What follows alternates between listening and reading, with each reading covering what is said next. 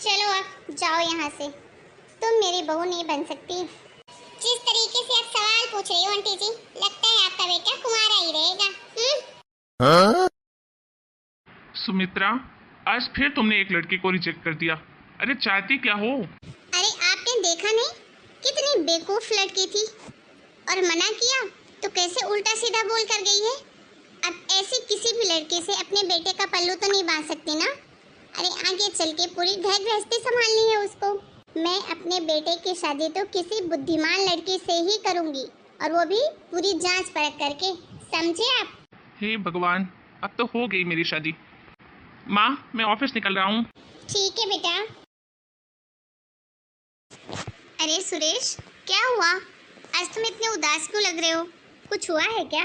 अब क्या बताऊँ सुमन, आज माँ ने फिर कोई लड़की देखी थी शादी के लिए और उसको भी रिजेक्ट कर दिया। अरे पर ये तो अच्छी बात है ना। अगर वो किसी और को पसंद कर लेंगी तो फिर हमारी शादी कैसे होगी? वैसे भी कौन सी मेरी तुम्हारी शादी हुई जा रही है। मेरी माँ बहुत चालाक है और बहुत बुद्धिमान भी। अब मैं ऐसे में तुमको उनसे कैसे मिलवाऊँ? तुम चिंता क्यों करते हो? मैं कोई कम बुद्धिमान और चालाक नहीं हूँ। बस तुम वैसा करो जैसा मैं कहती हूँ। ठीक है, तुम जो कहोगी मैं वही करूँगा। माँ, मेरा दोस्त सुरेश है ना, उसकी शादी फिक्स हो गई है और अगले महीने उसकी शादी भी है। उसके मम्मी और पापा ने आपको जरूर से जरूर बुलाया है। बोला है अपने मम्मी और पापा जी को लेकर आना शादी में। अरे वो तो उम्र में तुझसे बहुत छोटा है। खैर, उसके माँ बाप ने कौन सी जांच पड़ताल की होगी, ऐसे ही किसी लड़की से बांध दिया होगा। लेकिन मैं ऐसा थोड़ी ना किसी से भी शादी कर दूंगी तेरी। अच्छी तरीके से जांच पड़ताल करके ही शादी करूंगी, और सबसे बुद्धिमान लड़की ढूंढूंगी तेरे लिए। माँ, आपको तो पता है उसकी माँ कोई आपसे कम तेज नहीं है और उसने भी अपने बेटे के लिए बहुत ही बुद्धिमान लड़की पूरी जांच पड़ताल के बाद चुनी है। उन्होंने तो अखबार में ऐड निकाल दिया था और उसके बाद लड़कियों की लाइन लग गई और उनमें से पूरी तरीके से जांच पड़ताल करके फिर लड़की सेलेक्ट की है उन्होंने। अच्छा तो ये बात है।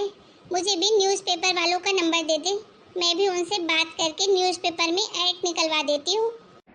ठीक है माँ, मैं बात करके आपको बताता हूँ। और वैसे कब ऐड निकलवाना है न्यूज़पेपर में? कल ही निकलवा दे, इसमें क्या सोचना। ठीक है माँ। चलो आज तो ऐड निकलवा दिया है न्यूज़पेपर में। आज तो लड़कियां आएंगी मेरे बेटे की शादी के लिए। नमस्ते आंटी जी। नमस्ते बेटा। क्या नाम है तुम्हारा? प्रीति आंटी जी। अच्छा, तो तुम शादी करने के लिए आई हो, लेकिन उसके पहले मेरे 3 सवालों का जवाब देना पड़ेगा तुम्हें। पहला सवाल, तुम्हारे घर में बहुत सारे मेहमान आए हैं और तुमने कोई सब्जी बनाई है जिसमें नमक बहुत ज़्यादा हो गया है, लेकिन तुम्हारे पास अब टाइम नहीं है दूसरी सब्जी बनाने का। मेहमान खाने पर बैठ चुके हैं, तो बताओ तुम क्या करोगी? करना क्या है आंटी जी? वो सब्जी मैं उनको दूंगी नहीं खाने के लिए, और अगर खाना ही है तो ज़्यादा नमक वाली सब्जी खाएं। उसमें मैं क्या कर सकती हूँ? टाइम तो लगेगा ना दूसरी अच्छी सब्जी बनाने में। वाह वाह वाह वाह, क्या जवाब दिया है। चलो निकलो पतली गली से, बड़ी आई मेरे बेटे की बहू बनने। सुबह से शाम होने को आई है, इतनी लड़कियां आई लेकिन सब की सब बेवकूफ। एक भी बुद्धिमान लड़की नहीं मिली जिससे मैं अपने बेटे की शादी करवा सकूं। प्रणाम आंटी जी। प्रणाम, आओ बैठो। क्या नाम है तुम्हारा? राधा आंटी जी। ओह, तो राधा तुम कितनी पढ़ी लिखी हो? आंटी जी मैंने बीएड किया है और गवर्नमेंट स्कूल में पढ़ाती हूँ। अच्छा, तो मैडम हो तुम? तो तुम तैयार हो मेरी तीनों परीक्षाओं के लिए? आंटी जी वैसे तो बुजुर्गों की बुद्धिमानी का कोई तोड़ नहीं है, और ना बच्चे उनके जैसे बुद्धिमान बन सकते हैं, पर फिर भी मैं अपनी तरफ से पूरी कोशिश करूंगी कि आपको निराश नहीं करूं। ठीक है। खाना बनाना आता है तुम्हें? जी हाँ। तो एक काम करो, किचन में जाओ और फटाफट जितना जल्दी हो सके मेरे लिए अच्छा सा खाना बना कर लाओ। ठीक है आंटी जी, आप मुझे किचन बता दीजिए, मैं बना लाती हूँ।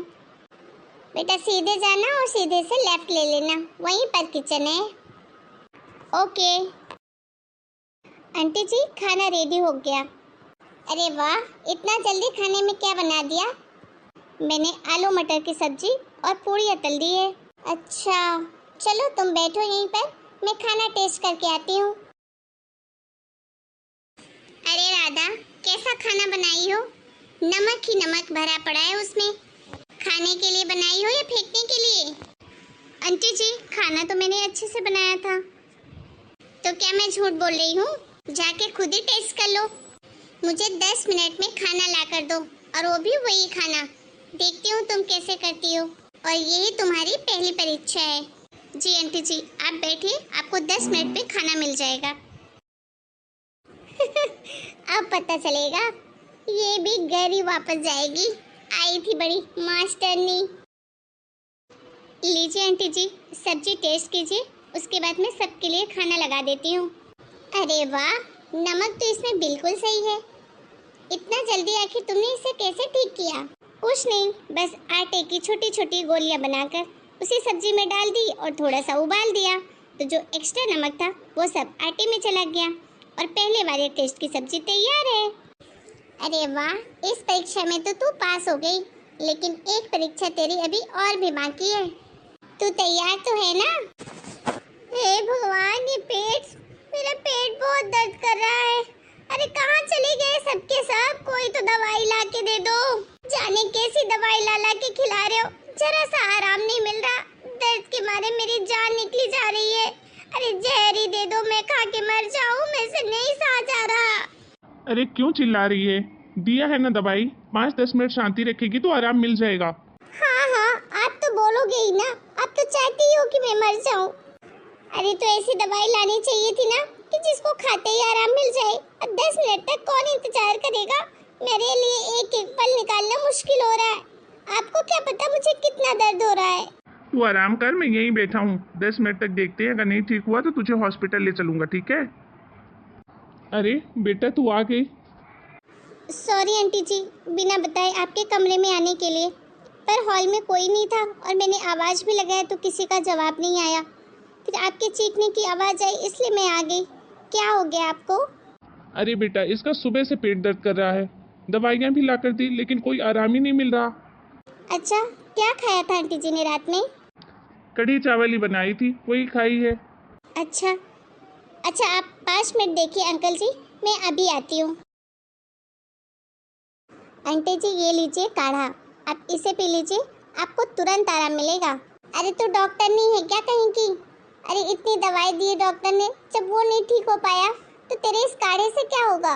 अरे बच्ची कह रही है तो पी लेना, क्या जा रहा है पीने में? कैसा लग रहा है आंटी जी? वाह राधा, अरे मेरा पेट दर्द तो एकदम से गायब हो गया। आखिर ऐसा क्या खिला दिया तूने जो डॉक्टर की दवाई भी नहीं कर पाई? आंटी जी, आपने रात में कढ़ी चावल खाए थे, इसलिए आपके पेट में गैस बन गई थी, और इस अवस्था में अक्सर बुजुर्गों को ये प्रॉब्लम हो जाती है। बस मैंने अजवाइन का काढ़ा बना के दिया आपको और आपकी गैस ठीक हो गई। आज मेरी तलाश पूरी हो गई बेटा। मुझे तुझ जैसी समझदार बहू अब और कहीं नहीं मिलेगी, और तू ही मेरे घर की बहू बनेगी अब। थैंक यू आंटी जी, आपने मुझे इस लायक समझा। मैं चलती हूँ। हाँ बेटा, तू जा, हम कल ही तेरे घर आएंगे मेरे बेटे की शादी की बात करने। जी चलती हूँ। ओ राधा राधा राधा, तुमने तो कमाल कर दिया। मुझे तो यकीन ही नहीं हो रहा कि माँ हमारी शादी के लिए मान गई है। अरे जी धीरे बोलिए, शादी से पहले घर वालों को पता नहीं होना चाहिए कि हम दोनों पहले से ही एक दूसरे को पसंद करते हैं। और रही बात माँ जी की, तो मैंने तो आपसे पहले ही कहा था कि मैं भी माँ जी से कम बुद्धिमान नहीं हूँ। तो फिर क्या था, मिल गई माँ जी को बुद्धिमान बहू। माँ जी भी खुश और हम भी खुश। अच्छा, मैं अब घर चलती हूँ, किसी ने देख लिया ना तो प्रॉब्लम हो जाएगी। ओके बाय, कल मिलते हैं ऑफिस में। हेलो दोस्तों, कैसे हैं आप लोग? और हमारी आज की कहानी आपको कैसी लगी, हमें कमेंट करके ज़रूर बताइए। मिलते हैं नए वीडियो में नई कहानी के साथ। तब तक के लिए आप सभी को राम राम। अपना और अपने घर परिवार का खूब ध्यान रखिए।